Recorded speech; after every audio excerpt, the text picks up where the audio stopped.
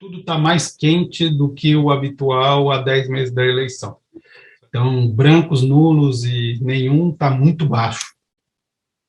E as espontâneas estão com taxas altas. Então, a gente está com um clima muito quente para essa época, para essa distância da eleição. E, no entanto, apesar disso, o que chama a minha atenção nessa rodada de pesquisas, não só nas pesquisas numa situação social mais ampla, são os não acontecimentos. Né?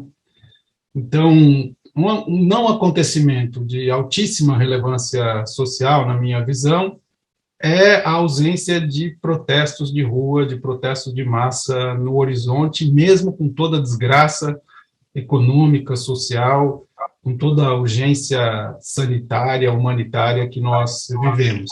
Esse é o pano de fundo de tudo que eu vou dizer, né? Ou seja, isso dá uma impressão mais forte para a gente de que tudo o que está acontecendo é meramente eleitoral e está ligado simplesmente ao sistema político. Mas nós temos essa impressão reforçada porque justamente nós não temos esse tipo de movimentação de rua, né, até agora. E nada está indicando, não tem esse horizonte. Dos não acontecimentos em relação às últimas rodadas de pesquisa. A primeira coisa é o não acontecimento Moro. Né?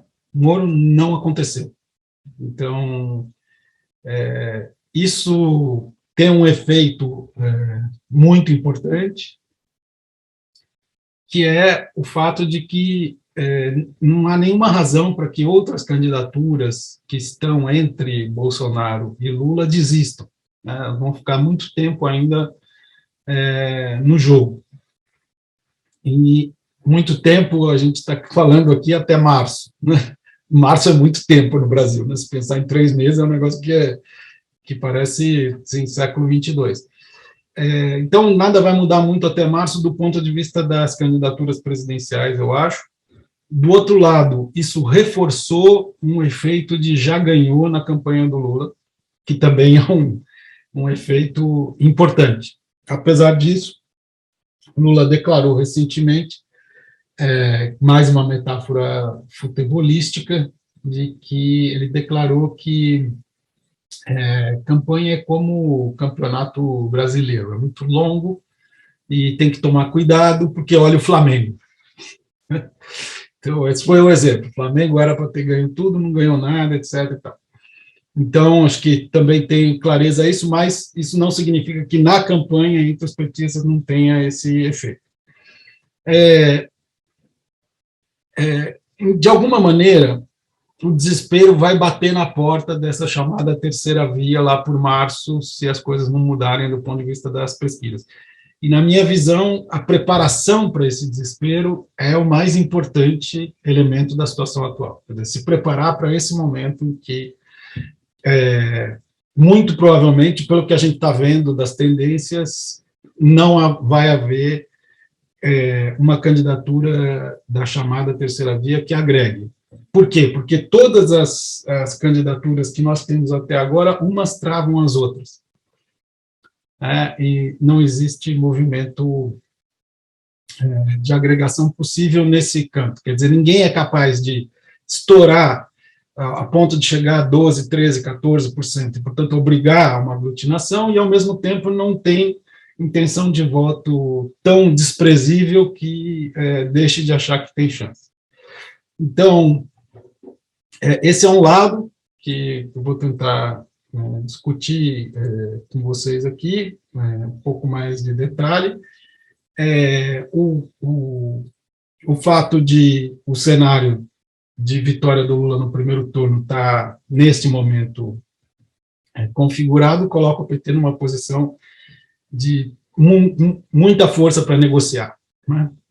Então, se a gente for olhar do ponto de vista da rejeição, por exemplo, a gente vê que a rejeição a Bolsonaro é altíssima, 60%, e depois você tem um segundo pelotão ali, Dória e Lula com a mesma rejeição, 34%, Moro com 30%, Ciro 26%.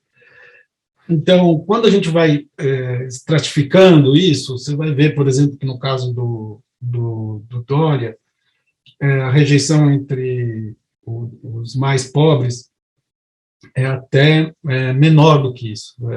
Entre os mais ricos é maior. A rejeição do Lula entre os mais ricos é quase 60%, 59%, e a maior de todas. O Bolsonaro tem 45%, o Moro tem 30%.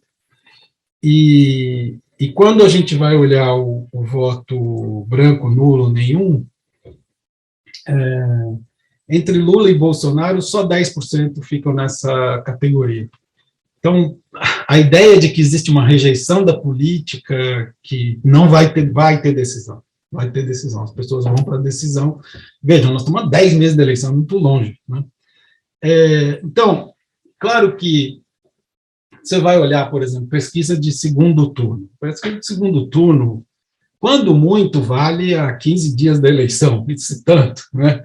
Então, imagine há 10 meses da eleição. Mas elas dizem algumas coisas, tá certo? Diz, por exemplo, que o Lula ganha com facilidade até a faixa de 5 salários mínimos, que empata com o Bolsonaro, por exemplo, na faixa 5 a 10 e que perde 10 para cima. A outra coisa, em todos os cenários do segundo turno que a gente vê, é que Bolsonaro tem algo como 30%. Então, isso mostra alguma coisa para a gente. Agora, esses não acontecimentos, porque, afinal, assim, dizer que essa é uma eleição que tem uma divisão pobres e ricos não é novidade, nós tivemos isso no passado. Dizer que nós estamos mais ou menos no mesmo lugar não é nenhuma novidade, mas quando eu tentei dizer para vocês, olha, essa coisa vai se resolver até março a terceira via, a chamada terceira via vai ter que se resolver, eu vou ter que colocar alguns problemas nisso daí. Tá? O primeiro problema que eu vou colocar para vocês sobre isso é o fato de que os palanques estaduais estão sendo montados agora. E quem demorar demais para conseguir montar palanque estadual vai chegar em abril com perda, porque lá vai ter a janela de troca partidária, e é ali que consolida o palanque estadual. Então, você vê a situação, por exemplo, do Ciro, que ficou muito difícil, muito mais difícil do que já estava, do Moro, do Dória. Tá? Então, tem duas candidaturas que estão montando palanques estaduais, que são as duas candidaturas que lideram.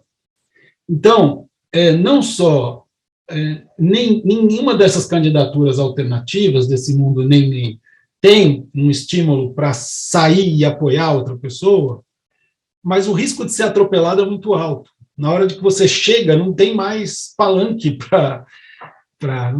não tem mais partido candidato para você reunir. E isso é alguma coisa que pode mostrar uma fraqueza muito grande dessas candidaturas e consolidar os polos Bolsonaro e Lula de uma maneira que não dá mais para ser mudado, né? Então,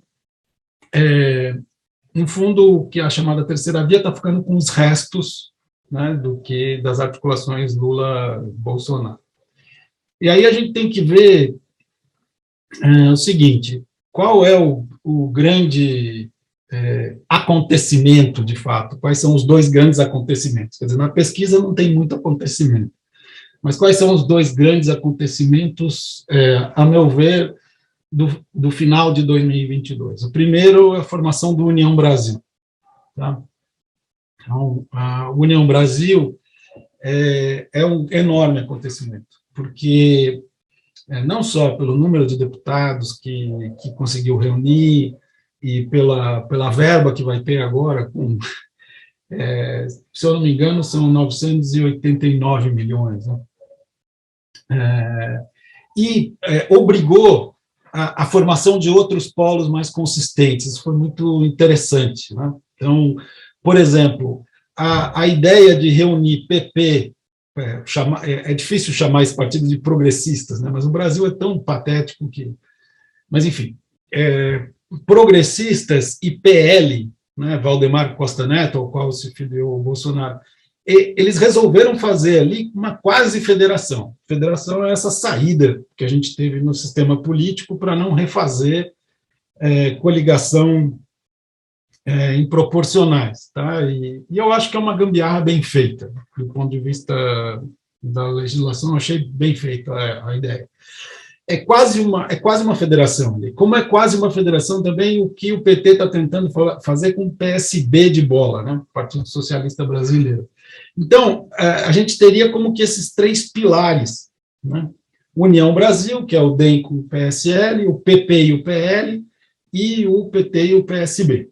Tá? Claro, com o PCdoB, etc. Mas estou falando dos partidos que são os partidos estruturantes. E daí, o grande PhD em política, cantado em prosa e verso, Gilberto Kassab, levou uma bola nas costas, né? Porque ele é que deveria ter feito a fusão com o PSL e ficou perdido, porque agora ele não tem com quem fundir e o tamanho não é um tamanho suficiente para ele competir com os outros três. Mas, enfim, o PSD vai continuar sendo importante, mas ele perdeu força para atrair candidaturas realmente de peso, como, por exemplo, a segunda novidade, a segunda grande novidade, a meu ver, o ex-governador Geraldo Alckmin.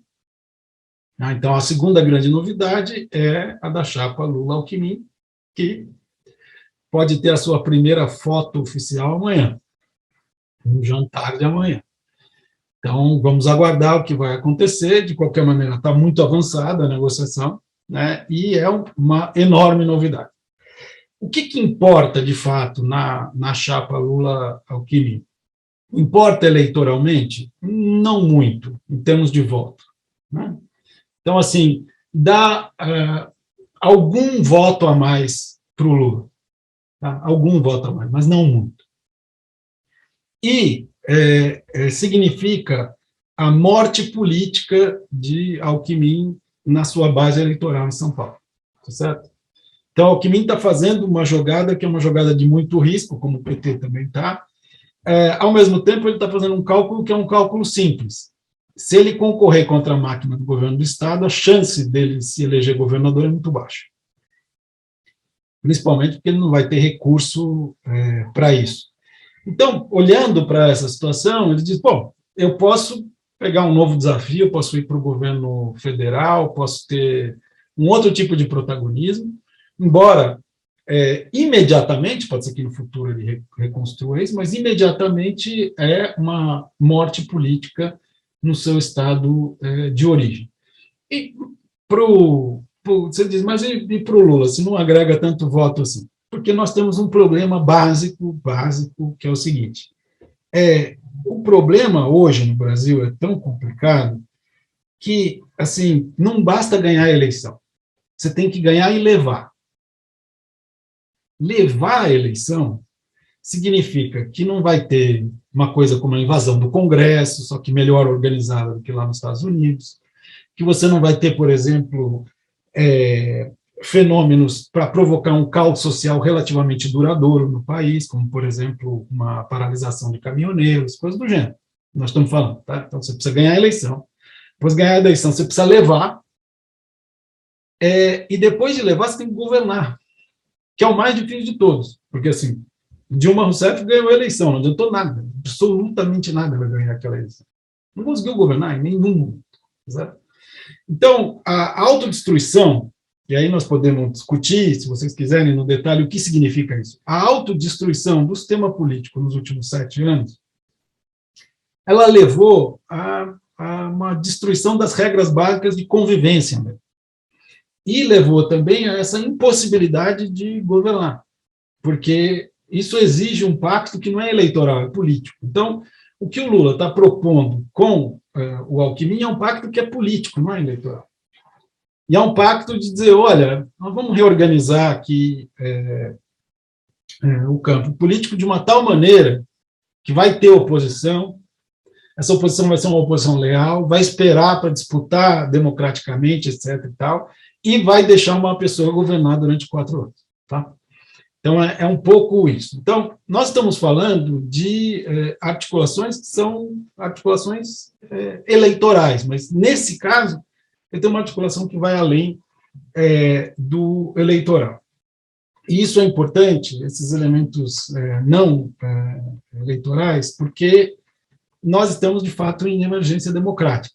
Então, não adianta fazer cálculo só eleitoral, vai dar errado fazer cálculo só eleitoral. Você precisa fazer um pacto, que é um pacto político, que tem consequências eleitorais, evidentemente, mas que não é um pacto meramente eleitoral. Porque, numa democracia, só quem se prepara para dar um golpe é quem vai dar o golpe, né? A gente acostuma com esse negócio de democracia e a gente acha que vai estar lá. Né? A história tal da história das instituições que estão funcionando, aquela história inteira. Né? Então, quando a gente faz a pergunta, será que o Bolsonaro está forte? Será que o Bolsonaro está fraco? Enfim, é unanimidade hoje que o Bolsonaro está fraco. Eu acho que a pergunta é uma pergunta equivocada. Por quê? Porque o projeto do Bolsonaro nunca foi um projeto eleitoral. Tá? A eleição é um detalhe tático de um projeto que é um projeto autoritário. Então, se a gente pergunta se ele está forte ou fraco, para quê? Tá certo? Forte ou fraco eleitoralmente? Tá, então eleitoralmente vamos pensar o seguinte, Bolsonaro nunca governou para a maioria, nem nunca pretendeu governar para a maioria. Então, bom, como é que ele governa?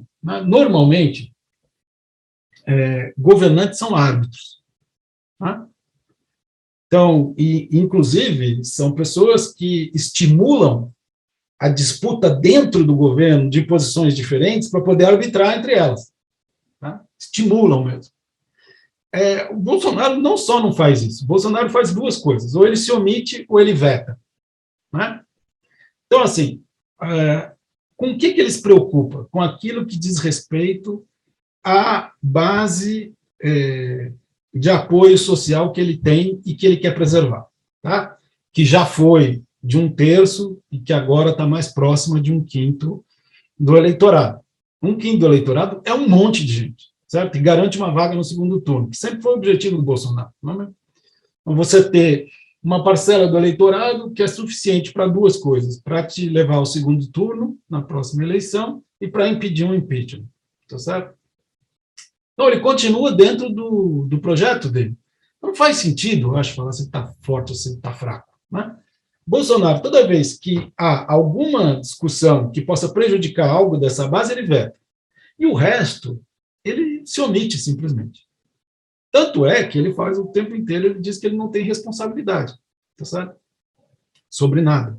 O responsável nunca é ele. Então, isso, é claro, como não tem vácuo, então nós temos figuras como Arthur Lira e etc. Então, o que é o Bolsonaro? O Bolsonaro ele está fraco o suficiente para se manter com o seu discurso antissistema, que é o discurso que unifica essa base de apoio que ele tem, e forte o suficiente para chegar ao segundo turno, que é o que ele quer. Você fala, mas não adianta chegar ao segundo turno, ele não tem como ganhar a eleição. Bom, veja, a ideia é chegar ao segundo turno para demonizar o adversário com técnicas que são técnicas conhecidas da mídia digital, com essa máquina de desinformação e propaganda que Bolsonaro tem, e que foi testada. Né? Na eleição de 2020, das municipais, todo mundo falou, o Bolsonaro perdeu, foi arrasado, estava pouco se lixando para a eleição municipal. O que é importante na eleição municipal foi a atuação do gabinete do ódio nos segundos turnos, para fazer testes de como você demoniza um adversário. Eles participaram ativamente disso, fizeram testes muito importantes e vão fazer de novo. Tá certo? Então, a gente tem que pensar qual é o projeto do Bolsonaro. Então, ele é fraco o suficiente para manter a sua base, forte o suficiente para chegar ao segundo turno, que é o que interessa. Então, para finalizar essa provocação inicial aqui para a nossa conversa, tentando conectar as 2 coisas, o problema não é vencer a eleição, é conseguir governar. Então, assim, No caso do Bolsonaro, isso não é um problema, porque ele não pretende governar, certo? Os demais pretendem, e aí é que nós temos um problema, sabe, de como é que nós vamos conseguir reestabelecer a governabilidade, né, no Brasil. Esse aqui é o grande desafio, e para isso a gente precisa evitar o golpe, seja a forma que ele tem. Não estou falando de um golpe clássico, nem nada disso, mas nós continuamos com esse risco enorme. Você acredita que existe uma inclinação da chamada imprensa profissional, imprensa de qualidade, em buscar a qualquer custo um nome para isso que tem se chamado de terceira via, um terceiro nome, e que essa coesão em torno dessa tese, se é que ela é verdadeira, vai ter algum efeito mais corrosivo, um efeito desagregador, um efeito de semear confusão ao longo de 2022? Aí nós estamos no campo do impressionismo, né, das minhas conversas com as pessoas, com os profissionais da imprensa, o que eu estou entendendo? Estou entendendo, olha, nós vamos batalhar pela tal da terceira via até onde der. Quando não der, a gente vai recuar e a gente não vai apoiar o Bolsonaro, como aconteceu em 2018. Esse é o meu entendimento, até agora, do posicionamento. Tá? Isso tem muito que ver com o quê? Com um monte de amigos tucanos, eu não sei se pode falar ainda a palavra tucanos, porque no partido não existe mais, mas acho que tucano é um estado de espírito, né? Uma coisa assim. E todas as pessoas me dizendo assim, olha, eu estou fazendo um enorme trabalho interior para poder aceitar que eu vou ter que conviver com o Lula. Então, isso é alguma coisa que na inteligência tucana é algo dado, né, na minha visão. E uma das coisas, só para fazer uma piada que talvez seja significativa, alguns deles me disseram, olha, eu estou encontrando meu consolo no fato de que petista vai ter que votar no Alckmin. A principal característica do Lula é o fato de ser uma pessoa com uma índole agregadora e também alguém que tem essa dimensão conciliadora. Ele é um conciliador, ele sempre foi assim, acho que está no DNA do Lula, né? Esse espírito, né? E, portanto, essa indicação do Alckmin como candidato a vice potencial traduz bastante essa dimensão. O Lula certamente está pensando na forma de governar, né? Você acredita que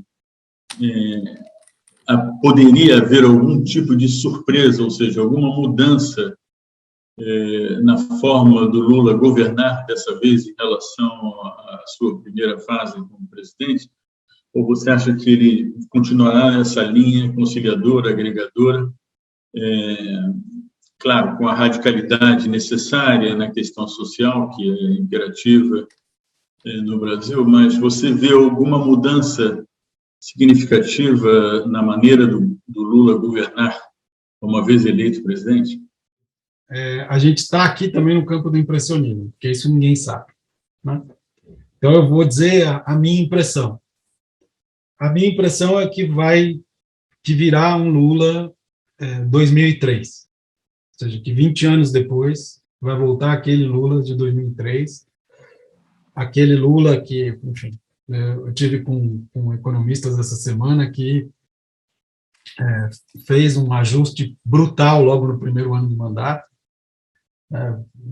Vocês, economistas, vão dizer melhor do que eu, né? Ficam me falando, tem que encontrar 250 bilhões e tal. Eu falei, olha, calma, tem que fazer um plano de 10 anos, não são 4, para ir com calma.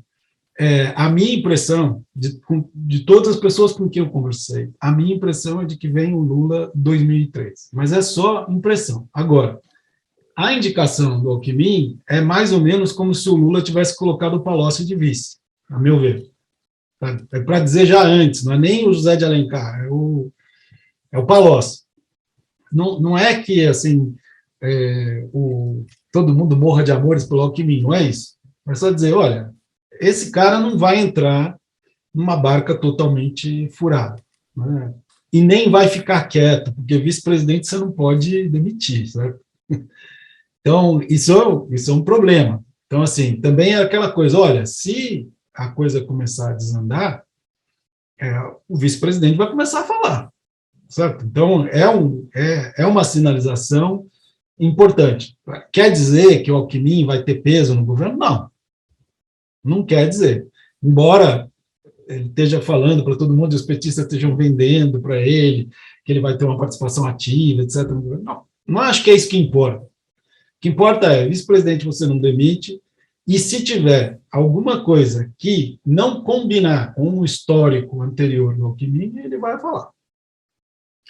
E que isso dá rolo, a gente sabe, né? Quando o Zé de Alencar falava as coisas que ele falava lá atrás, sempre dava uma confusão, não necessariamente no sentido correto, mas, enfim, essa é a minha impressão, de que o Lula propôs um jogo desde o início. Tá? Não é aquela coisa, eu vou colocar o Palocci num lugar e o Zé Dirceu no outro, e vou fazer os dois dividirem o governo entre eles para eu poder arbitrar. Não, já colocou o Palocci como vice. Essa é a minha impressão, mas como eu te disse, é a impressão. É claro que quando a gente se refere a essas prospecções, a gente está sempre trabalhando com muito respeito pelos nossos limites, a ignorância inevitável nesse caso, né?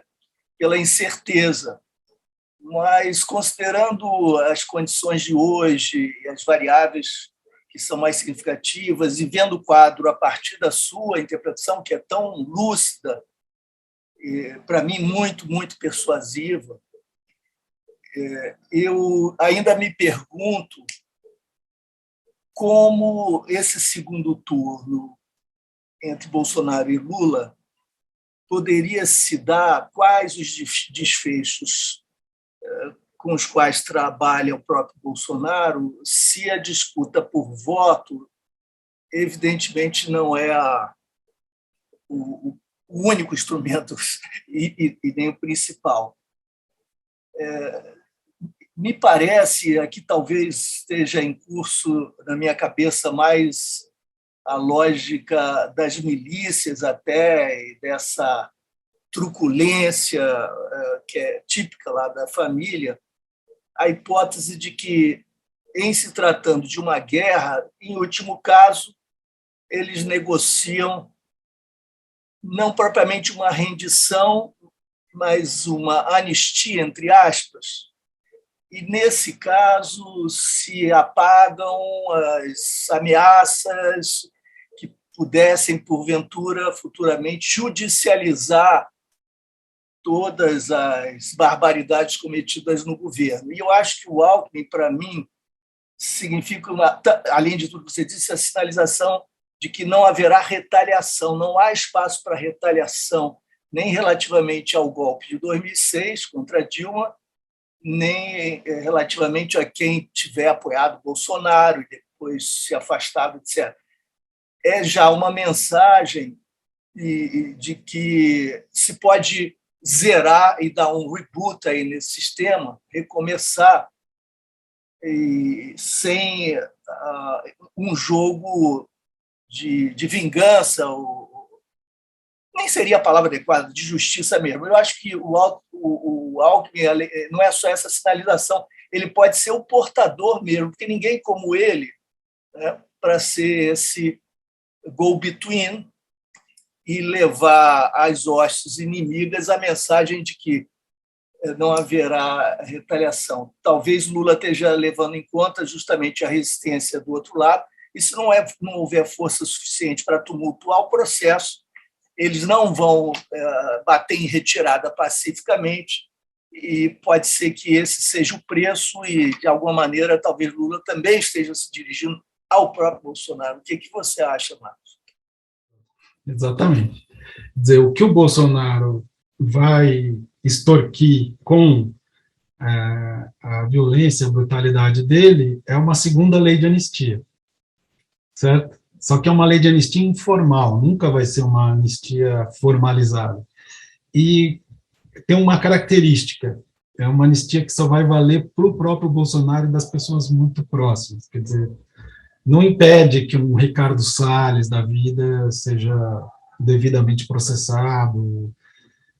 Pazuello já é mais complicado, mas eu acho que é exatamente isso que vai acontecer. E a radicalização do segundo turno, se houver segundo turno, porque pode ser que o Lula consiga ganhar no primeiro turno, né? Se não tiver uma organização da terceira via, uma candidatura competitiva entre os dois, a chance do Lula levar no primeiro turno é muito alta.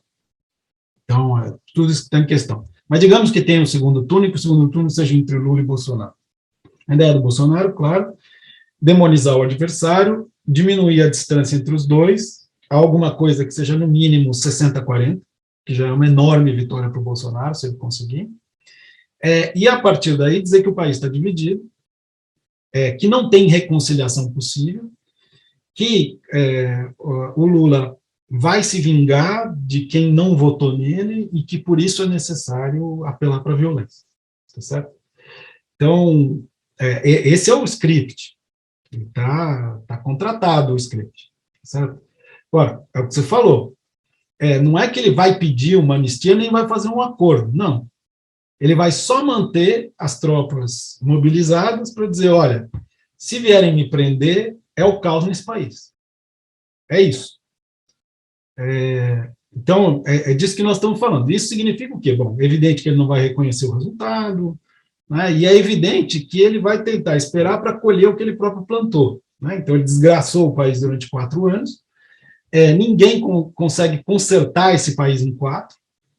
Também tem outra coisa também que eu apelo aqui para os economistas, todos os economistas com quem eu conversei estão dizendo que o ciclo econômico vai ser favorável para o próximo governo, por isso que é o grande perigo, inclusive, da reeleição do Bolsonaro. Você imagina, Bolsonaro com um ciclo econômico favorável, nós estamos perdidos, gente, acabou, esquece. Então,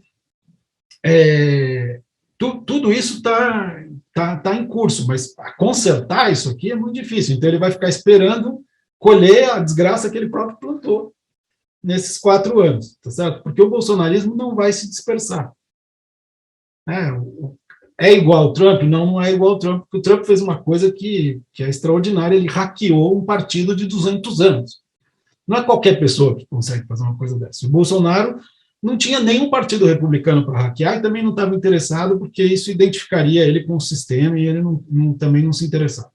Então, a gente tem que pensar, no caso do bolsonarismo, uma coisa que continua, ele é mais novo do que o Trump, né?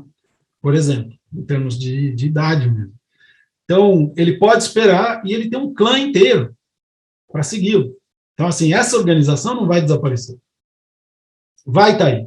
Então, a questão agora é derrotar o Bolsonaro em todos os sentidos, eleitoralmente, depois, em termos de governabilidade, de uma repactuação da democracia. Nessa repactuação, tem que ter um acordo para isolar a extrema-direita.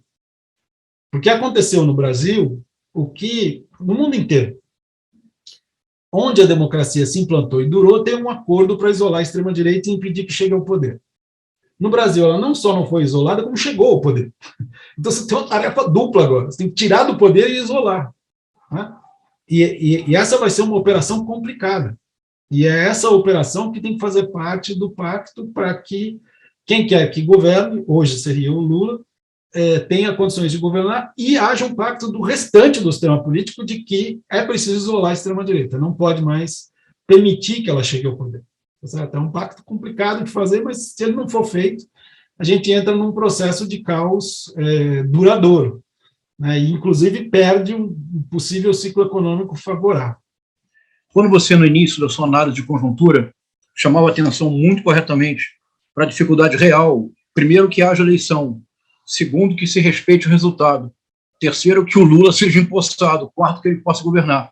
É particularmente chocante como nós estamos de volta ao Brasil de 1949, quando o Carlos Lacerda, que era um homem muito culto, de maneira bastante consciente, embora não necessariamente observada, parodiou um sofista grego, parodiou Gorgias, dizendo, em 1949, Getúlio Vargas não pode ser candidato. Se for candidato, não pode triunfar. Vitorioso não pode ser empossado. Empossado não pode governar. E, de fato, de 1950 em diante, toda a tarefa do Carlos Lacerda da UDN foi tornar o governo literalmente uma impossibilidade, como você mesmo mencionou, se você me permitir lhe chamar de você, como você mesmo mencionou o caso da ex-presidente Dilma Rousseff em 2014. Isto é, nós estamos em 2021 com toda seriedade, fazendo uma necessária análise de conjuntura que remonta ao Brasil de 1949. É absolutamente escandaloso. Essa é só uma observação. Eu queria lhe propor uma reflexão, Marcos, bem rapidamente, para atender ao Eugênio. Eu tenho pensado muito, ultimamente, tenho escrito também, sobre o bolsonarismo e a etimologia do brasileiro. Na sua raiz etimológica, brasileiro não era um gentílico, era apenas um ofício. Na língua portuguesa, eiro designa profissão, marceneiro, carpinteiro. Com a extrema-direita tendo monetizado a política no universo digital, nós temos no Brasil hoje uma profissão muito próspera, que é o bolsonareiro, que é o profissional do apoio radicalizado ao Bolsonaro para monetizar no universo digital. Mas, Marcos, o brasileiro era apenas alguém que fazia fortuna negociando as coisas da terra, associando a esse negócio um desprezo vitimário pelos povos originários no primeiro momento, e a partir do século XVII, de maneira mais sistemática, por milhões e milhões e milhões de corpos escravizados. Isto é o brasileiro. Eu tenho ficado muito... Na primeira geração do romantismo brasileiro, houve um enorme esforço malogrado para substituir o gentílico, tanto que a famosa revista Nicterói, de 1836, que é uma espécie de manifesto pela nacionalidade romântica, o subtítulo é Revista Brasiliense. Tentou-se, inclusive, o brasiliano. Todos queriam evitar a maldição do brasileiro, do ofício de enriquecer pelo negócio da terra, desprezando o seu habitante. Eu tenho pensado muito no Brasil pós-Bolsonaro, Marcos, que não há nenhuma possibilidade real, do ponto de vista profundo, para um retorno a 2003, porque o que o bolsonarismo trouxe à superfície, deixou claro, escancarou, não há mais como ocultar, é que um dos dilemas do Brasil é que nós temos brasileiros demais. A nossa elite é brasileira até o fundo da alma. Quando a elite apoia, quando nas pesquisas as taxas de maior apoio a Bolsonaro são das maiores rendas nacionais, não é espantoso, é apenas brasileiro. Então, me parece que o bolsonarismo nos obrigará a uma radicalização da tarefa do pensamento crítico. E nessa radicalização da tarefa do pensamento crítico, nós vamos ter que aprender a deixar de ser brasileiros, para que finalmente haja uma nação. Então, me parece que essa é uma radicalidade que nós não podemos evitar mais depois do bolsonarismo. De fato, João César, é isso. O que é um brasileiro? O brasileiro é aquele que derruba pau-brasil. Então, nós começamos, do ponto de vista ambiental, super bem como país, né? E você tem toda a razão que foi criado um ecossistema na rede que é financeiramente autossustentável, né, do ponto de vista do bolsonarismo. Por isso você se referiu ao bolsonareiro, né? E isso é uma das coisas mais graves que tem, porque, veja, não é só o ouro do Steve Bannon, entendeu, que está aqui, é uma coisa que está se autossustentando e que está se tornando orgânica, porque o Bolsonaro, ele não representa só uma cara para uma extrema-direita que ficou um tanto dispersa depois do final da ditadura, mas ele é orgânico, ele organizou essa extrema-direita, deu uma cara para essa extrema-direita, e ela está cada vez mais orgânica, e isso é alguma coisa que significa que ela vai ter uma vida depois que a gente se livrar do Bolsonaro, espero que em 2022. De fato, como você se referiu ao apoio do Bolsonaro quando faz as pesquisas, né, entre empresários e entre aqueles de renda mais alta, etc., isso é um problema gravíssimo, evidentemente. A única coisa que eu não quero é identificar o conjunto da elite com isso, da elite econômica, certo? Porque senão a gente não tem como reconstruir o país, certo? depois dessa destruição. Então, você tem toda razão, mas eu queria dizer que existe, eu acho que existe, vejo, né, e a pesquisa me diz que são 57% que apoiam, é grave e tal, mas não são 100%. Então, eu acho que isso é importante. E eu acho mais importante ainda que a gente dedique, nós, pesquisadores, tempo para entender isso. Né? O que aconteceu que criou essa rejeição recorde do Lula dessa maneira, quando, olhando o governo dele, você não vê razão para uma rejeição dessa ordem, então, de fígado mesmo. Né? O que aconteceu? Claro, nós temos todas as nossas explicações, mas eu acho que a gente precisa se dedicar um pouco a essa discussão e saber que sem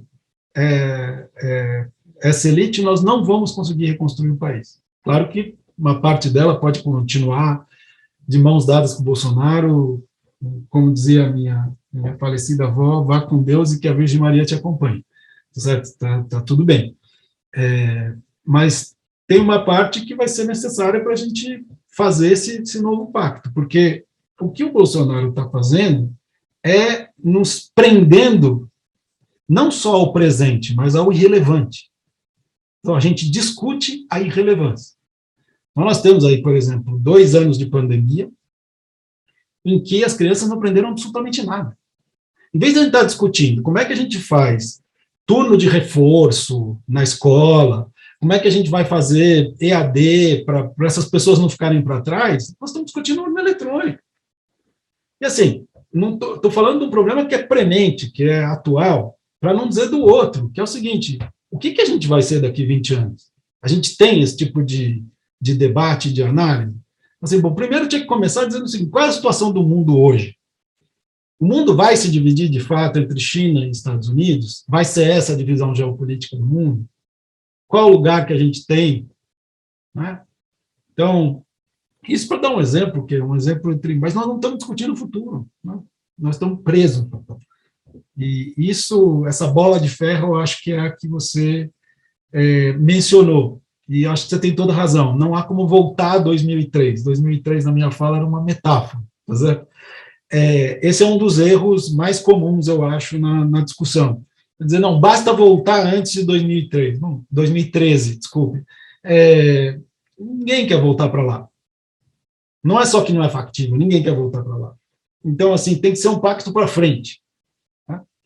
Mesmo que custe, como disse o Luiz Eduardo, a gente ter que engolir essa anistia informal a pelo menos algumas das figuras criminosas com as quais a gente tem que conviver hoje para poder ter, de novo, uma democracia funcionando no país. Essa questão que você levanta, que é muito importante, de que não adianta apenas o pacto eleitoral, é preciso fazer uma aliança, um pacto também de governabilidade, e eu até diria, depois você acrescentou numa das suas respostas, um pacto pela recuperação da democracia, né, e aí eu diria até pelo fortalecimento de alguns dos mecanismos de defesa da democracia que nós vimos que falharam. Um dos problemas já vem da eleição de 14 e se agravou dramaticamente em 18, na ruptura da eleição de 2018. A Dilma até falou sobre isso na defesa que ela fez no Senado, no julgamento do impeachment, de que ela tinha uma coalizão ingovernável, né? Além do apoio muito reticente ao governo dela, era 13, 14 partidos na coalizão, muito difícil de atender, de agregar. E o que aconteceu em 18 foi pior, porque houve uma miniaturização radical dos partidos.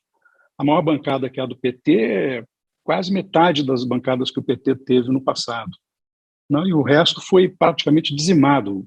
Toda a razão, você diz que o PSDB sumiu, acabou. Né, ele acabou no primeiro turno de 18 na presidencial e também na bancada. A bancada hoje, que na época que o PT, o PSDB, o PFL e o PMDB eram partidos relativamente grandes, no caso brasileiro, porque na Europa comparando com partidos europeus, é pequeno, né? Eles hoje são todos partidos pequenos, né? E o PSDB virou um partido nanico. O fim das coligações foi uma tentativa de recompor o sistema partidário e aumentar o tamanho das bancadas.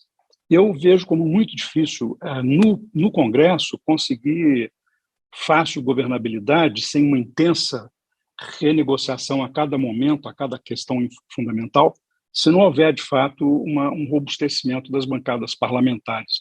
Eu não sei o que você acha sobre isso, mas eu tenho me preocupado muito com essa pulverização dos partidos, no momento em que os partidos ainda são importantes na organização da governabilidade no Brasil. Com toda razão, Sérgio. Essa é a questão central. E eu aproveito, porque eu fiz esse exercício agora, 2 anos atrás, para escrever um artigo, de voltar ao teu texto de 1988, que fundou o presidencialismo de coalizão, porque é uma fonte de inspiração permanente para mim. Cada 3, 4 anos eu releio e descubro coisas novas naquele texto. Então, e uma das coisas, até, claro que nesse artigo também acompanho toda a sua trajetória, a sua discussão sobre coligações e cláusula de barreira, etc. De fato, nós temos um problema no Brasil, eu acho que um problema geral dentro das ciências sociais, que são 2 explicações diferentes para o lugar onde a gente está. Uma que põe um marco em 2013 e a outra que põe um marco em 2014. Em 2014, quem é mais institucionalista, etc. e tal, e está pensando em problemas de desenho constitucional e de legislação eleitoral. E quem está mais na profundidade sociológica, antropológica, mais para 2013. Então, vamos ficar no campo institucional sem levar a coisa para 2013, pelo menos por enquanto, se ninguém quiser discutir esse assunto. De fato, a minha impressão é a de que essa organização que eu tentei descrever na minha intervenção inicial é uma organização antifragmentação. Ou seja, a ideia, por exemplo, de federação partidária, que no começo parecia meio estranha, parece uma gambiarra muito bem feita para poder impedir a volta da coligação em proporcionais. Me pareceu bem feita.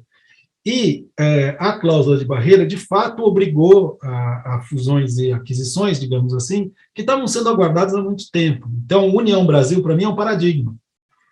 E a minha impressão, Sérgio, pode ser que eu esteja errado, é que esses pilares, considerando esses pilares, se eu juntar o PP e o PL, se eu juntar o PT e o PSB, se eu juntar o União Brasil, se eu pegar o PSD, que nós vamos chegar aí a uns 300 deputados, que vão operar de maneira muito mais organizada do que hoje. Tá? Como você sabe, eu inventei um jeito alternativo de descrever o presidencialismo de coalizão como o PMDBismo, né? Ou seja, que era para dizer, olha, essa maneira de funcionar é não só fragmentada, mas fragmentária. Ela tende à fragmentação. E a gente tem que evitar isso de qualquer maneira. Tá certo? Então, foi pela cláusula de barreira, foi pela proibição de coligação em proporcionais? Foi. É devagar? Mas eu acho que está funcionando. Acho que está funcionando e eu acho que o próximo governo vai conseguir ter 3 ou 4 pilares para poder operar. Não são partidos ainda, mas tendem a funcionar como partidos, eu acho. Tendem a ser mais próximos. E isso vai dar uma capacidade de coordenação maior. Porque, claro, quando você tem uma situação como a gente tinha antes da legislação de 2017, antes da reforma, você tinha uma situação em que os partidos que eram polos, né, no caso PT e PSDB, eles tinham que colocar os seus melhores quadros, né, quando chegam ao poder, para poder fazer uma agenda transversal no governo. E eles gastavam toda a energia nisso. E daí eles não podiam botar os melhores quadros para competir eleitoralmente, eles tinham que abrir mão de competir por votos, eles tinham que terceirizar ou quarteirizar a busca por votos. E aí a fragmentação aumenta. Então a gente precisa, de fato, reduzir isso. Eu tenho a impressão de que está no caminho certo, não houve retrocesso até agora em relação à coligação para proporcionais, eu acho que agora não vai ter volta, não teve volta em relação à cláusula de barreira, eu acho que ela vai continuar. Então, isso eu acho que está melhorando.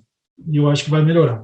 Para me, vamos dizer, para restringir a nossa conversa a discussão institucional e idealização eleitoral. Agora, de qualquer maneira, essa é a questão central, tá certo? Do ponto de vista do funcionamento do sistema. Mas, para o sistema funcionar, precisa que quem perde aceite a derrota. Né?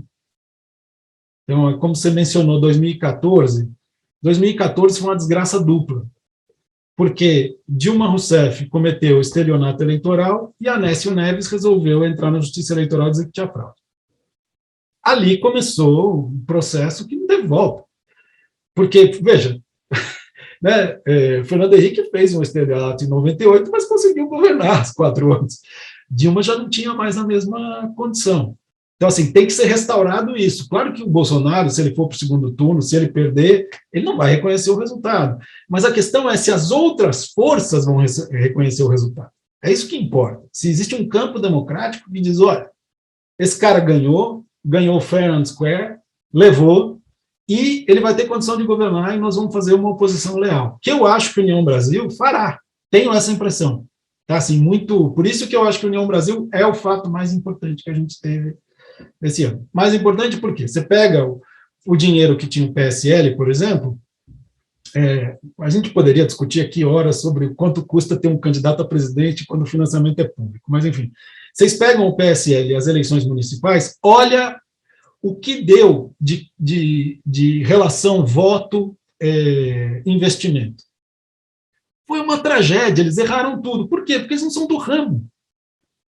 Do ramo quem que é? É Kassab, é o DEM, enfim. Então eles precisam juntar essa tecnologia com dinheiro para poder funcionar. E eu acho que vai ser um partido muito importante. É a minha impressão, Sérgio. Mas eu sei que eu nem toquei em todas as questões que você estava imaginando aí. Eu queria discutir um pouquinho do rumo da eleição e do segundo turno da eleição. O primeiro campo é o campo de que pauta se dará essa eleição na sua visão, né? A gente tem aí um histórico de vitórias do PSDB e do PT na sequência, em que a grande pauta eleitoral era pela pauta da economia e da inclusão social, né? Era uma pauta mais do ponto de vista pragmático da política, que falava diretamente para as pessoas, do que do ponto de vista de costumes. Né, que você teve o Plano Real, você teve segundo a reeleição do Fernando Henrique com o estelionato do dólar, mas ainda colocando o combate à inflação como um ponto, o Lula promovendo a inclusão e colocando esse pauta sobre visão de Estado aí na sua reeleição e na eleição da presidente Dilma. Na última eleição, nós tivemos uma pauta de costumes, e que o campo, digamos assim, mais democrático e civilizado, perdeu nessa pauta de costumes, mesmo insistindo nessa pauta. Então, como você enxerga esse calendário nesse segundo turno? Só para... Depois eu quero muito te apresentar uma pesquisa que a gente acabou de sair do forno, sobre polarização, em que a gente tentou identificar quais são os termos, símbolos e signos que separam os polarizados dos não polarizados, ou o ranking da tolerância que nós criamos, e quem são os mais tolerantes ou os menos tolerantes. A gente vê, inclusive, os intolerantes muito comum nos dois campos. Mas sabe qual é o termo que é transversal a esses campos? O termo é cidadão de bem. A esquerda e a direita definem, os eleitores mais identificados com a esquerda e os mais identificados com a direita, definem o termo cidadão de bem como um tema transversal aí a todos eles. Todos querem se ver como cidadão de bem. O que nós sabemos que é um nome muito repudiado aí pela esquerda. Então, a minha pergunta a esquerda vai saber levar, o campo oposicionista vai saber levar uma comunicação direta que realmente interessa essas pessoas? O histórico nosso o Lula, quando está na baixa, perde a conexão. O Lula, quando está na alta, é um monstro político. Né? Assim, Lula está perdendo, ferrou, perdeu. O Lula está no processo de ascensão, é o melhor da história e tudo mais, e sabe falar para tudo isso. Quando ele pega um Alckmin que é a nova carta aos brasileiros, que é proposto, né? Ele sai desse campo da polarização. Por isso que a lógica simbólica é muito importante, né? Não é mais do que os votos que eventualmente ele pode ganhar no interior de São Paulo, ele tem simbolicamente um candidato e um vice, falarem abertamente, nós não concordamos, mas diante de 600 mil mortes, de 15 milhões de desempregados, nós estamos juntos em algo maior, é algo simbolicamente muito importante para isso. Agora, se a esquerda não souber falar diretamente para essas pessoas, ela vai perder, né? Então, esse é um ponto, e o outro ponto, rapidamente, é que, como fica essa lógica do Bolsonaro, que eu super concordo contigo, sempre foi de ter o suficiente para ir para o segundo turno, né? Em todo momento que ele podia ampliar, ele preferiu falar só para a base dele, porque a base dele é suficiente para ir para o segundo turno e suficiente para inviabilizar qualquer terceira via, ainda mais uma terceira via que achar que a terceira via do Moro é mesmo o eleitor da terceira via do Ciro é um tiro no pé, né? Não tem nenhum cabimento achar isso. Mas, na medida em que o Bolsonaro constantemente atacou o Moro e atacou o Dória, se isso também não dificulta essa estratégia dele de segundo turno, né, de apoiadores possíveis no segundo turno. Sobre 2018, eu acho que, claro que você tem razão que a pauta de costumes foi importante, mas eu acho que a pauta de costumes foi um substituto para a desgraça econômica também, né? Então, tinha uma superposição ali importante entre as duas coisas, e minha grande dúvida em relação a 2018 é se essas duas coisas vão continuar superpostas ou não. Pelo que você está dizendo, quando você fala do cidadão de bem, eu fico em dúvida, pode ser que elas não se separem, tá? Mas eu acho que a coisa importante no que você mencionou do cidadão de bem, do meu ponto de vista, é justamente o quanto nós regredimos, certo? Então, tornou-se aceitável, tornou-se normal, faz parte da paisagem, falar da ditadura militar brasileira como se fosse um período como outro qualquer. Tá certo? Tornou-se normal falar do AI-5, fechar o Supremo, não sei o que o presidente vai fazer, vou tomar um Lexotan, enfim. Esse tipo de regressão está também nessa expressão cidadão de bem, certo? Na minha visão, porque ela estava muito ligada a esse final da ditadura e o começo da redemocratização. Então, mostra o quanto a gente regrediu. Sobre a questão da polarização e da relação com as redes, eu acho que assim, isso está mais ou menos estabelecido na literatura, e eu acho que é importante a gente debater esse ponto também. O que aconteceu não foi que a mídia digital acabou com as outras mídias. Não é disso que nós estamos falando. Nós estamos falando de uma lógica que se impõe sobre todo o campo, sobre toda a esfera pública, que é a lógica das métricas, certo? Então, assim, você tem 3% do eleitorado que, de fato, está ativo na rede do ponto de vista político, tá certo? Só que esses 3%, eles reverberam muito em todas as formas de expressão midiática. Por quê? Porque a lógica é a lógica da métrica. Não? Tem vários estudos que mostram o quanto o artigo mais acessado naquele dia fica mais tempo na página, no portal, né? Coisas do gênero. Então, é a lógica da métrica, a lógica das métricas, em geral, que eu acho que leva a essa polarização. Então, o quanto o campo oposicionista vai saber levar essa discussão. Tá certo? É o que você falou. Bom, ou o Lula é o gênio, ou o Lula não sabe nada, enfim, fica essa coisa. De fato, há momentos em que dá a impressão de que houve uma desconexão mesmo. Tá certo? Agora, você vê, claro que também o Lula está com a vontade de jogar parado, né? Jogar parado, e ele colocou um outro cara do lado dele lá, o Alckmin, que joga mais parado ainda, né? Então, claro, jogar parado é mais fácil, mas você vê o Lula no Podpah, lá no podcast dos meninos, você vê que, bom, esse Lula é um pouco diferente. Então, dá a impressão de que vai ser diferente. Não tem a menor chance de qualquer candidatura oposicionista chegar no nível técnico da mídia digital do Bolsonaro. Não tem a menor chance. Isso daí é lavada, é 7-1. Não é por aí que a gente vai conseguir. Tem que tentar diminuir o prejuízo nesse caminho. Mas, assim, a qualidade técnica deles é muito superior, como é no mundo inteiro, né? A extrema-direita soube aproveitar a mídia digital para hackear o sistema político e contornar os gatekeepers, né, como a grande imprensa, a mídia mainstream, muito bem.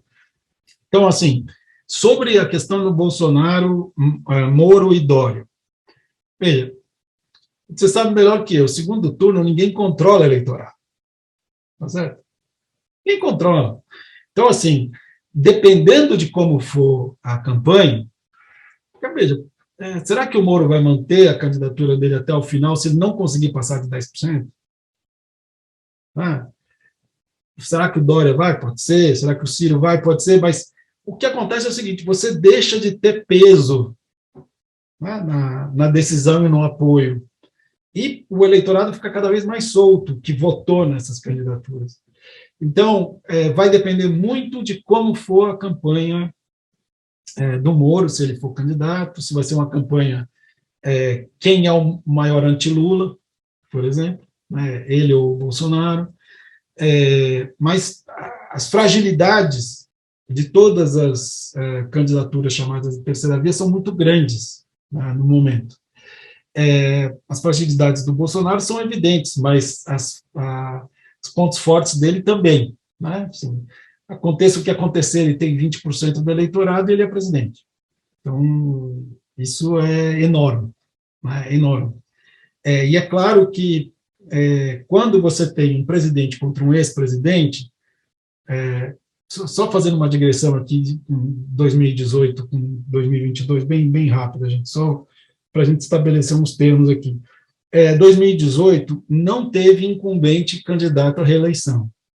E não teve nenhuma candidatura que defendia o governo anterior. Por isso você abre o leque como se abriu em 89, certo? Para ter um outsider. 2022 não é assim, que você tem um incumbente candidato à reeleição. Então, é evidente que a eleição é em torno do que foi feito nos últimos 4 anos. Mas como você tem um ex-presidente do outro lado, não é só sobre os 4 anos. É também sobre os 8 anos do ex-presidente. Então, toda a questão vai ser o balanço, eu acho, Renato, entre esses dois elementos. Quer dizer, o quanto vai ser uma campanha contra o Lula, porque o Bolsonaro não se responsabiliza por nada, né? Então a responsabilidade vai ser toda de quem veio antes dele, ele tentou consertar e não conseguiu, é sempre assim, né? E, de outro lado, vai ter essa discussão sobre o legado do Lula, o que foi o Lula, etc. Sem superestimar, de nenhuma maneira, a coisa de que as pessoas têm uma memória incrível dos anos Lula e tal. Que pessoas, gente? Vamos olhar para a demografia, tá? Tem jovem para burro, a quantidade de eleitores jovens. Tem um monte de jovem, tá certo? Então, se for olhar o Ciro, por exemplo, o Ciro sentado naquela cadeira de gamer, né, fazendo o Cirão lá, o programa do Cirão, é isso, ele está tentando chegar nesse eleitorado mais jovem que não tem a menor ideia do que é o governo Lula, certo? Nós estamos ainda, como você falou, longe ainda, 10 meses ainda das eleições, mas eu tenho a impressão que essa eleição está com um foco mais explícito eleitoreiro, com viés eleitoreiro, né? Até o Lula declarou várias vezes que a chapa com Alckmin ia para ganhar as eleições, né? Então, você acha que tem alguma possibilidade de ser inserido nesse processo eleitoral uma discussão sobre programática? E também você acha que se a terceira via apostasse nessa direção, ela ampliaria as chances de vencer as eleições? Isso é uma pergunta. Aí, Eugênio, me desculpa, mas é uma outra pergunta muito rápida também. A gente tem discutido aqui nesse fórum bastante o tema dos evangelhos, né, que é uma força importante hoje no Brasil. Qual é a sua percepção, como é que o campo progressista poderia conquistar esse eleitorado? O eleitorado de denominação evangélica, ele hoje está dividido entre Lula e Bolsonaro igualzinho.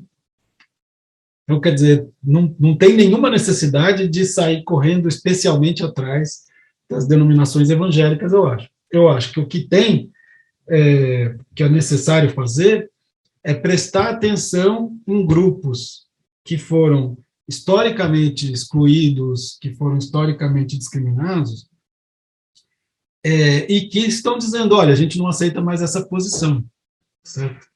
Então, é o caso, eu acho, do eleitorado evangélico. Quer dizer, a eleição de 2018, ela teve uma confluência muito peculiar de grupos que se sentiam excluídos da política. Tem uma expressão que eu gosto muito de um cientista político italiano que dá aula no Reino Unido, chama Paulo Gerbaldi. Ele fala dos connected outsiders, que essas pessoas que estão muito conectadas, mas não têm acesso à arena pública no sentido da influência, da participação. E que, na minha visão, 2018 foi uma confluência de vários desses grupos para a candidatura Bolsonaro como aquela que iria quebrar o monopólio dos partidos e da imprensa e da mídia tradicional e mainstream de acesso à esfera pública e ao poder. Tá?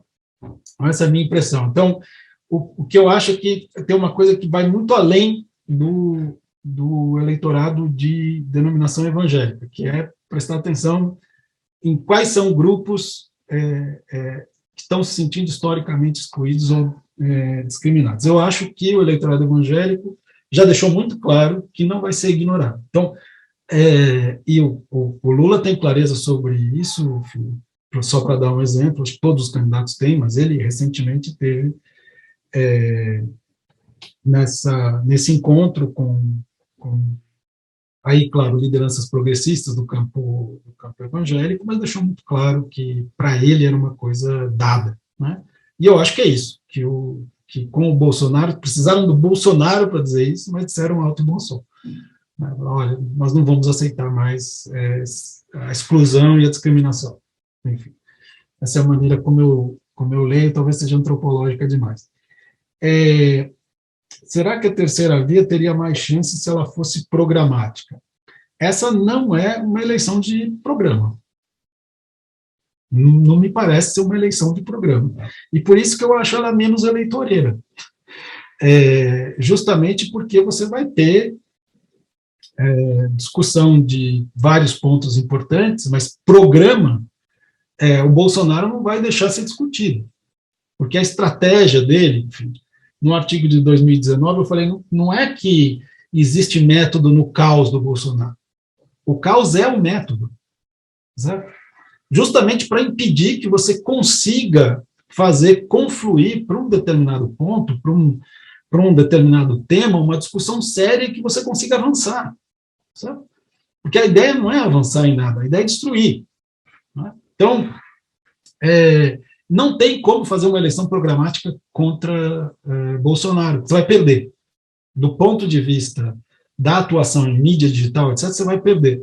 É claro que, como estava discutindo com o Renato, às vezes um tema, como o tema da crise econômica, da emergência social, da fome que nós estamos vivendo, às vezes esse tema ele surge com um termo-chave diferente. Surge de uma outra maneira, né, colado a uma outra coisa. E, portanto, a gente vai ter que entender que vai ter discussão programática, porque toda eleição tem, mas não discussão programática como a gente estava acostumado anteriormente. Então, eu não acho que a terceira via vai conseguir se sair bem por aí, porque a questão não é ter programa, a questão é ter voto. E não está conseguindo convencer dessa maneira. Por isso que eu acho que a eleição, na verdade, ela vai ter uma lógica de guerra mesmo, uma lógica bélica, diferente das outras que a gente viu, porque o Bolsonaro vai ter que participar de debates, por exemplo, coisa que não aconteceu em 2018, certo? Mas ela vai ter uma lógica bélica, vai ser de uma sujeira, vai ser insuportável, gente, que nós vamos viver na eleição de 2022, vai ser muito, muito sujo, muito, muito baixo. Então, assim, a probabilidade de discussão programática, mas sempre tem alguma discussão, mesmo no meio dessa lama toda e dessa sujeira toda, sempre tem uma discussão, mas não vai ser uma discussão para o que nós vamos ser daqui 30 anos. Quer dizer, o que nós vamos ser daqui 30 anos é uma discussão que tem que começar, primeiro, se a gente derrotar o Bolsonaro, se a gente isolar o Bolsonaro, se o governo que vier conseguir funcionar e conseguir dizer, olha, o rumo é para lá. Aí vem a oposição e diz, esse rumo está completamente errado, tinha que ser para cá, entendeu? Então, assim, se a gente conseguir fazer discussão programática a partir de 2023, eu serei já a pessoa mais feliz do mundo, tá certo? Eu não acho que 2022 dá para discutir programa de verdade, porque é outra lógica. O Bolsonaro não está preocupado com eleição nem com democracia, não é o problema dele. Mas é evidente, impressão, né, Bruno? Quando você logo abriu as suas intervenções, você falou dos não acontecimentos, né, e sugeriu que um deles foi a não presença das pessoas na rua, a questão associada a desemprego, a fome, etc. O que é surpreendente, né, especialmente quando a gente tem em conta que de 2014 a 21, a gente observou a maior queda do PIB per capita registrada na história desse país, né? E é incrível, de alguma forma, a resiliência desse povo que, apesar disso tudo, segue nesse padrão, nas suas palavras, de não acontecimento. Porém, quando a gente olha aqui na região, a gente vê algumas coisas que podem ser úteis para se analisar o que poderá eventualmente acontecer no Brasil. Pense no que está passando, o que vai passar amanhã no Chile. Tem uma eleição altamente polarizada, que resultou de movimentos intensos nas ruas, com consequências dramáticas, inclusive. Pense também no que aconteceu há não muito tempo na Colômbia, que segundo dizem, vai mudar o rumo das eleições do ano que vem, ligados ao partido do presidente Duque. Pense também no caso do Equador, os intensos movimentos de rua. Pense no caso do Peru, né, que acabou tendo resultados inesperados e depois acontecimentos também complicados e etc. A minha pergunta para você o que isso tudo, em especial essas experiências da região, podem sugerir para o caso do Brasil, né, tendo em conta esse aumento dramático da fome, da miséria, do desemprego, da informalidade. Mas o que essas coisas podem trazer ou iluminar para o ano que vem para o Brasil? Obrigado. Eu tenho a impressão de que a gente voltou para o outro pedaço da conversa com o Sérgio Abranches, que é o pedaço 2013 no Brasil. Tá? Então, você teve um movimento que, também em outros lugares do continente, em que você teve protestos muito claros contra a forma de funcionamento do sistema político e da democracia nesses lugares. E foram movimentos que, como no caso do Brasil, não foram acolhidos pelo sistema político, não foram canalizados, ou seja, não teve uma abertura do sistema político para dizer, olha, entendemos o recado, a gente tem que se autorreformar. Então, uma coisa que estava organizada no Chile durante 25 anos, vamos dizer assim, se desorganizou completamente da noite para o dia, certo? E você tem duas candidaturas que não pertencem a nenhum dos dois pilares clássicos da organização chilena desde o pós-Pinochet, certo? Então, é o que aconteceu com a gente também, ou seja, você tem, de fato, uma mudança. Bom, o Peru, sinceramente, eu tenho um cientista político, Juan Pablo Luna, que me dá até medo quando ele fala que a região inteira vai ficar igual ao Peru, porque daí, assim, não existe mais partido, não existe mais coordenação do sistema político, não existe mais nada. O caso do Peru, para mim, é o desespero completo. O caso da Colômbia é o desespero social, porque é um tipo de caos que, se você faz com que tenha esse caos na rua durante meses, né, a ideia de que seria necessário uma intervenção de força para resolver é muito, muito grave, né? Então, assim, eu espero que a gente não chegue a essa situação. Mas a situação chilena, eu acho que é uma situação parecida com a nossa, com a diferença de que lá parece que o Castro vai ser derrotado. Né? Parece, pode ser que não aconteça. Se ele vencer a eleição, é muito, muito grave. Tá certo? Mas, primeiro, tentando responder a sua pergunta, mas no nível da especulação. Tem uma movimentação, que é uma movimentação, eu acho, de mudança de estrutura dos sistemas políticos da região. Eu acho que tem isso. Em alguns casos, existe absoluta desintegração dos sistemas políticos, certo? Como é o caso do Peru, por exemplo. Em outros casos, tem mudança, e esse tipo de mudança é muito complicado, como no Chile, por exemplo, a questão da Constituinte, que influenciou diretamente o resultado dessa eleição. Então, eu vejo essa mudança. Tá? Essa é a primeira coisa que eu acho que é importante. A lição, eu acho que os outros países têm que tirar de nós, certo? Assim, não deixem a extrema-direita chegar ao poder. Certo? Porque se você deixar chegar ao poder, depois para tirar é complicadíssimo. Tá certo? Então, dizer para o campo democrático da região, dizer, olha, é algo muito grave quando um sujeito como o Bolsonaro vira presidente. Tanto é que o Bolsonaro foi tentar conversar com o Pinheira, né, foi para o Uruguai para ver se conseguiu uma aliança, não conseguiu aliança com ninguém, ele ficou isolado na região. Certo? Então, assim, isso foi um bom sinal. Né? Foi um bom sinal. Falei assim, olha, aqui é direita, mas não é vocês, não. Tá certo? Então, eu fiquei com essa impressão. Então, talvez seja uma nota otimista demais minha, Jorge, mas eu tenho a impressão de que é por aí, assim. A dificuldade de parte significativa da nossa elite econômica, como você mesmo falou, Marcos, de aceitar as regras do jogo democrático e não conseguir, muitas vezes, aceitar o Lula e a esquerda como participantes do jogo. Porque a gente vê um pouco em vários países, que se a gente não tem uma elite econômica que aceita, de fato, as regras do jogo, muitas vezes ela pega a bola e leva embora, e diz, não, eu não estou gostando do jogo, então eu vou acabar com esse jogo, tá certo? A sensação que eu tenho é que isso acontece. Como é que a gente tem para fazer para que essa elite econômica, isso não é fácil, tenha uma mudança na forma de entender como funciona a democracia? Isso é algo cultural, como você sabe, Marcos, não é da noite para o dia, mas eu acho que é uma questão importante, porque sem essa elite econômica, ou parte dela, principalmente, a gente não constrói um país. E acoplada essa pergunta, ontem a gente estava votando, eu estou como vereador em São Paulo, a gente estava votando o orçamento da cidade de São Paulo para o ano que vem. E uma hora travou o orçamento, porque o pessoal bem de direita e uma parte religiosa, para vocês terem uma ideia, 1/4 da Câmara Municipal é ligado à parte religiosa.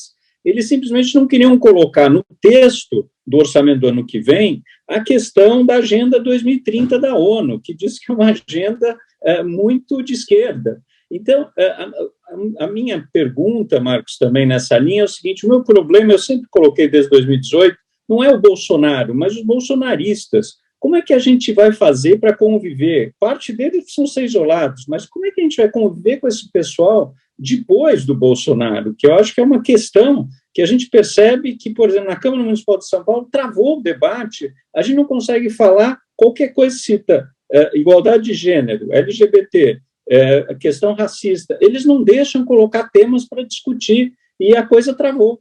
Eu sei que é um microcosmo, mas a sensação que eu tenho é que isso espelha um pouco o Brasil que a gente está vivendo. E como é que a gente sai dessa questão travada? Como é que a gente devolve parte desses bolsonaristas, né, para o armário? E como é que a gente convive com uma outra parte que a gente depende para fazer o jogo democrático?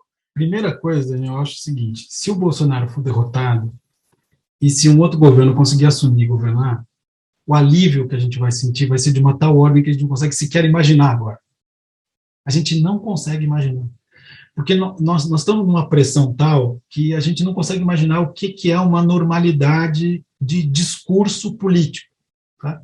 Então, isso já vai ter o primeiro efeito. O segundo efeito, que eu acho que vai vir junto com isso, é dizer para todas essas pessoas, olha, vocês não precisam se aliar à extrema-direita para defender essas pautas. E tem uma outra linguagem, tem um outro jeito de conversar. Eu acho que isso vai acontecer. Porque o problema é você não dar alternativa. Tá certo? Você olha lá, 2018, a pessoa fala assim, bom, eu voto no Haddad, eu vou votar no quê? Só tem o Bolsonaro. Tá certo? Então, se começa a aparecer uma alternativa, as pessoas começam a reformular também esse tipo de demanda, que são demandas legítimas, em outra linguagem. É isso que eu quero dizer. E isso vai ser um alívio para esse país. Se a gente conseguir, de fato, que a linguagem mude. Tá? Essa coisa que o Renato está falando do cidadão de bem, não precisa falar desse jeito. Tem outro jeito de falar a coisa que você quer dizer. Tá? Então, a gente precisa apresentar essa linguagem alternativa. Sobre a segunda, que é, na verdade, a primeira pergunta que você fez, eu sempre penso no caso do welfare state europeu. O que aconteceu ali, depois da guerra? Que a elite econômica europeia falou assim, olha, a gente tem que sentar com os sindicatos, a gente tem que sentar com o Estado, e a gente tem que fazer um troço aqui que seja um troço decente. Certo? Claro, você vai falar, bom, teve a guerra. Você vai falar, bom, do outro lado tem a União Soviética. Uma série de coisas que são específicas ali de 45. Mas a gente quase conseguiu isso no Brasil, né? Quer dizer, a nossa experiência interrompida de 46, ela ali tinha um projeto, e que era um projeto que podia ser levado mais à esquerda ou mais à direita.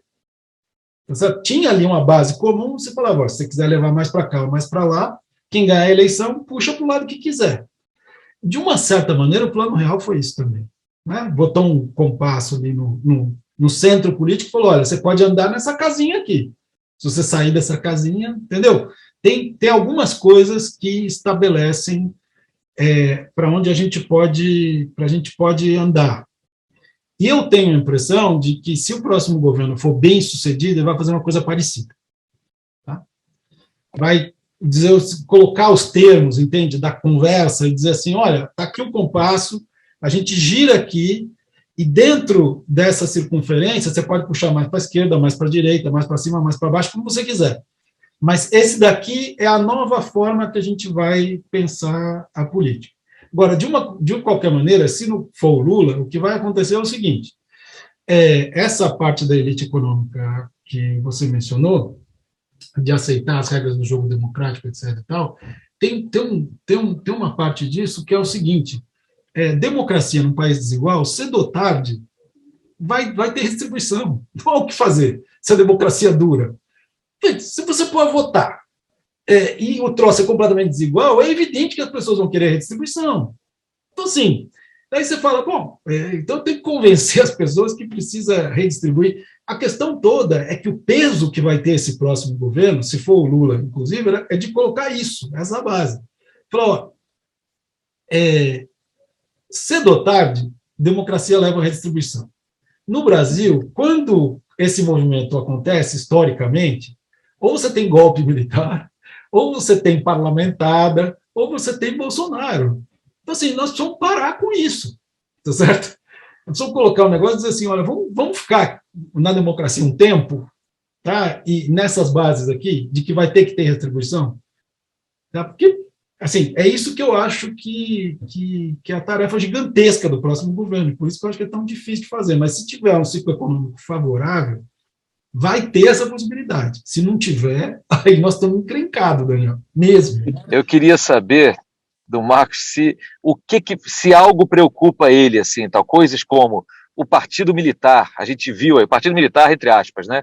A gente viu quantos militares foram beneficiados ao longo do governo Bolsonaro, os militares, eu falo Forças Armadas, mas também as polícias militares nos estados. A gente viu agora, há poucos dias mesmo, o ministro da Economia defendendo para colocar no orçamento mais um aumento para PMs e tudo mais, enquanto segura reajustes para servidores. Isso é o que preocupa mais no sentido de uma ruptura possível, viável, como aconteceu lá atrás para tirar o Lula daquele processo eleitoral. Lembrando que em dezembro de 2017 o Lula também aparecia com o dobro de votos de intenção de votos do Bolsonaro e, no entanto, aconteceu tudo isso que aconteceu. É o Partido Militar, é a mobilização agora através do Telegram mais do que de WhatsApp e tal. A gente tem visto essa mobilização muito forte no campo das preocupações, porque isso me preocupa muito. Isso me preocupa muito porque, inclusive, não olhar para essas possibilidades tira um pouco da urgência desse momento que a gente vai viver, né? Porque é claro que essa eleição que vem é, de fato, mais do que nunca, uma decisão entre a manutenção de uma ideia de construção de democracia ou o mergulho no abismo aí total, barbárie, totalitarista, militaresca e tudo mais, que já se anunciou e já começou a ser construída a partir da destruição desse primeiro governo Bolsonaro. Eu acho que essa urgência que, às vezes, parte da nossa elite insiste em ignorar e que me causa um certo desespero por dentro. Outra coisa que, junto com os evangélicos, é de importância capital para qualquer discussão que a gente tem, o partido militar, entre aspas, e a máquina de desinformação e propaganda de que esse governo dispõe, né? Então, essas coisas são muito graves. Então, tem uma ideia ali, né, naquele discurso da Fiesp, de que, olha, vocês não vão ser incomodados com legislação trabalhista e coisas do gênero, né? Então, se fala, bom, mas isso inviabiliza qualquer pacto, tá certo? Possível. Inviabiliza até que a pessoa ganhe a eleição, certo? Porque tem uma coisa importante do ponto de vista da elite econômica, que é assim, eu faço tudo para um sujeito não ganhar a eleição, mas se ele ganhar a eleição, eu tenho que compor com ele. Estou partindo desse princípio, porque é o que acontece normalmente na democracia. Certo? Não, vou ter que engolir, porque a imagem do Brizola, lá, do engolir o sapo barbudo, é o que eu tenho mais ouvido, gente, de tudo que é amigo anti-lulista, antipetista, etc.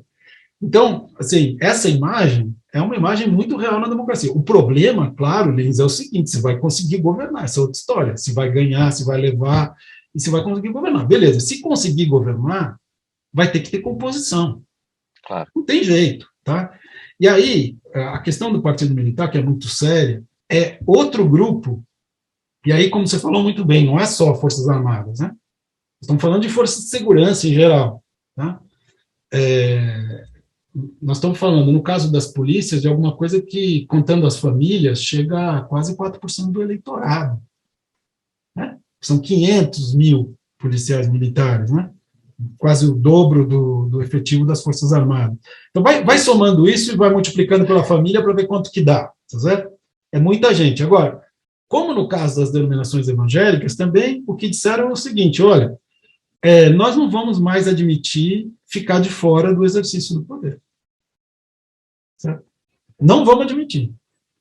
Então, assim, tudo bem, pode não ter 6 mil cargos no governo, está tudo certo. Mas nós não queremos ser excluídos do processo. E a mobilização, no caso específico das Forças Armadas, começou por causa da Comissão da Verdade. A Comissão da Verdade foi um fator mobilizador muito importante interno aos quartéis. Certo?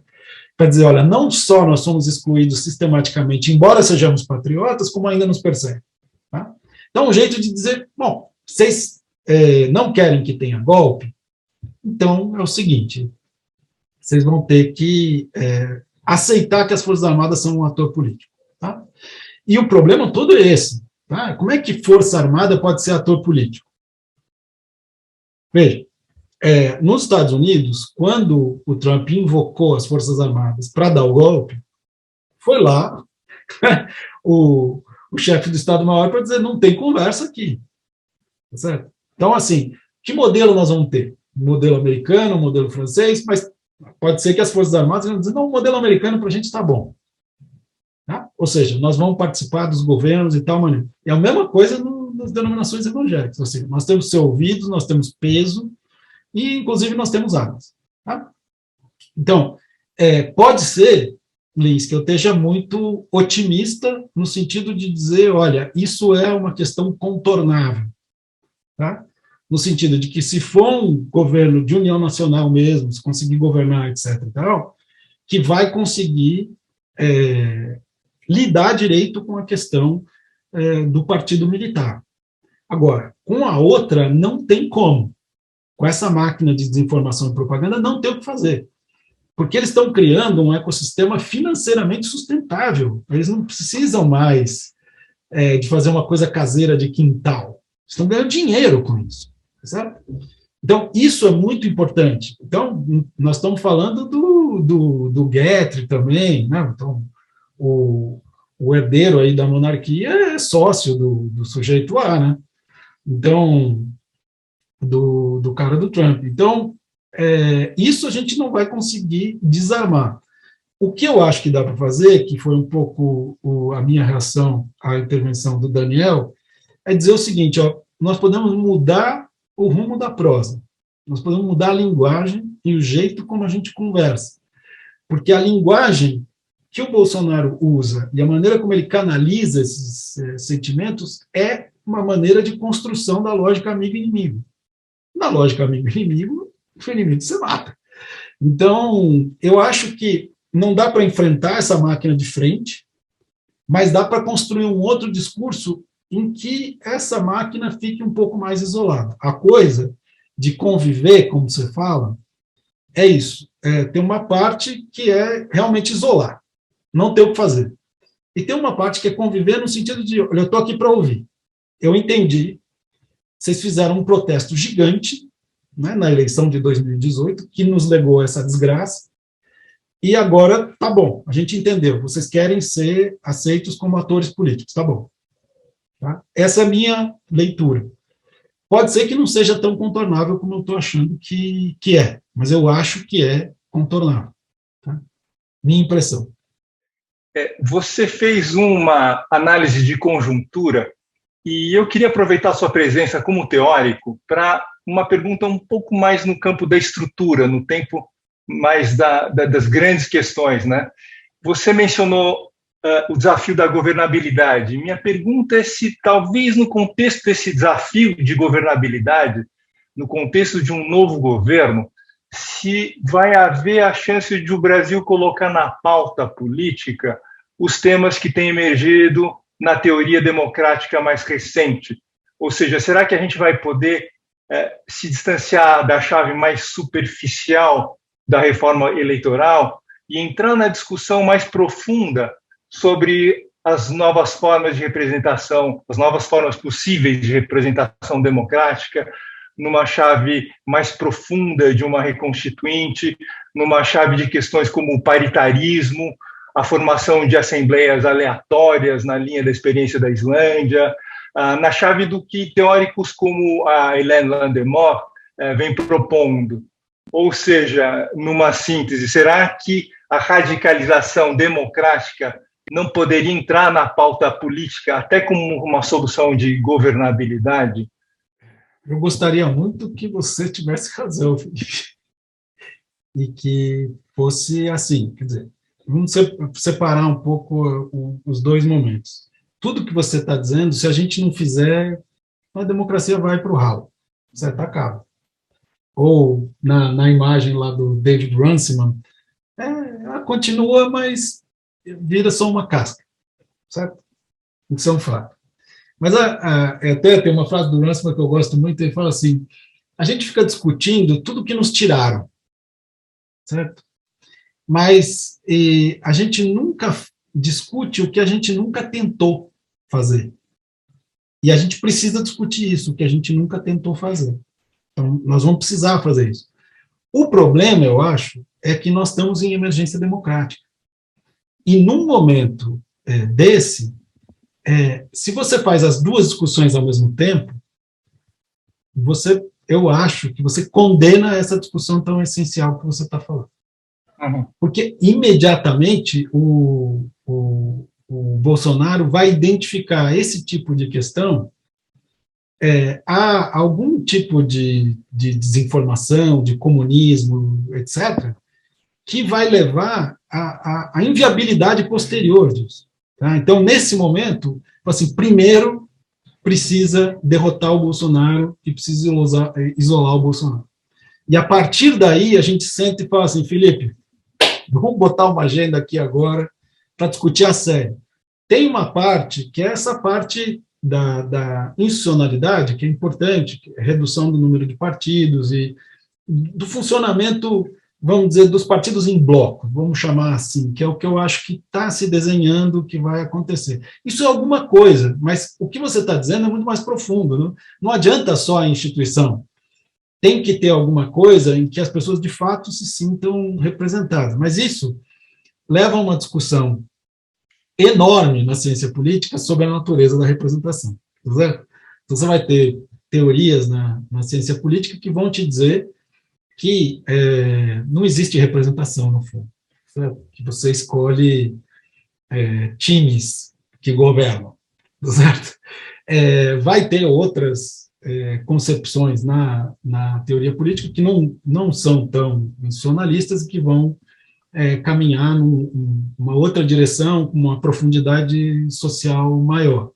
De qualquer maneira, eu acho que o campo, eu vejo o campo da ciência política, eu acho que tem uma oportunidade de parar de olhar para si mesmo e de dizer assim, olha, nós dividimos o mundo entre correntes e tal, estamos discutindo aqui, vamos ver se a gente consegue um campo comum de como que faz para que o algoritmo, a lógica do algoritmo não ganhe da discussão.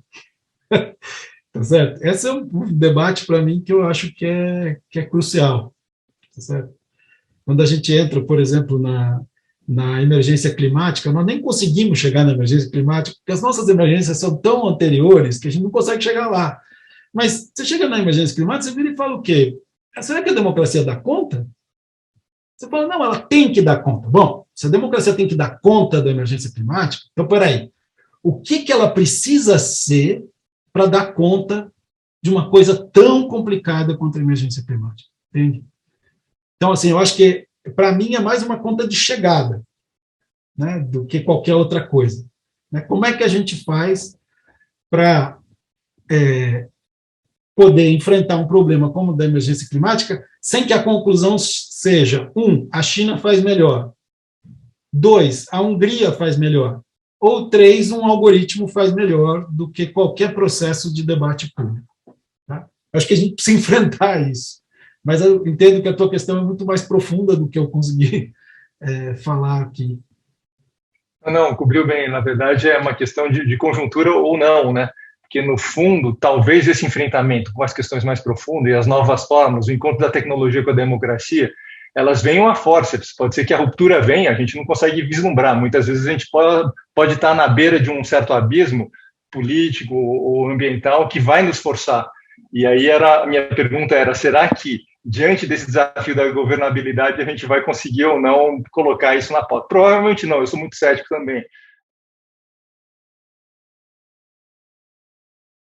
Tenha um final de ano restaurador, porque 2022 vai ser muito turbulento e a gente vai precisar ter a cabeça muito no lugar, porque as provocações vão ser muitas e a sujeira vai ser muito grande, infelizmente. Então, que a gente chegue com a bateria recarregada, renovada, né, para todo mundo. Então, um ótimo final de ano, ótimas entradas e, como disse Eugênio, que dias melhores chegarão, não é possível, gente.